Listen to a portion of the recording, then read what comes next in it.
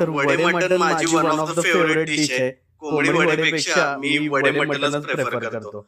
वडा आणि मला असा एकदम फर्मेंटेड गुबगुबीत फुगलेला लागतो. मसालेवाल्या पुऱ्यांना मी काय वडा म्हणत नाही. तर आज आपण वडा कसा बनवायचा ते पण बघणार आहे आणि त्यासाठी मटण पण बघणार आहे. असं जबरदस्त वड्याचा स्कूप करून त्यामध्ये मटणाचा पीस मसाला जबरदस्त.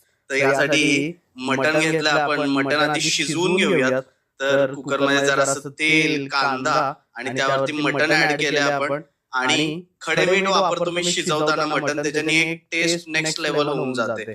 हळद टाकायचंय, गरम पाणी टाकायचंय आणि तुम्हाला जेवढ्या शिट्ट्या लागतात 2 3 4 5 तेवढ्या शिट्ट्या काढून शिजवून घ्या. नंतर एका कढईत तेल घ्यायचंय, जरासं स्टार्टिंगला थोडीशी कोथिंबीर, 2 मीडियम साईजचे कांदे छान परतून घ्यायचे. त्याच्यात टोमॅटो ऍड करायचा, एकच टोमॅटो ऍड करायचा.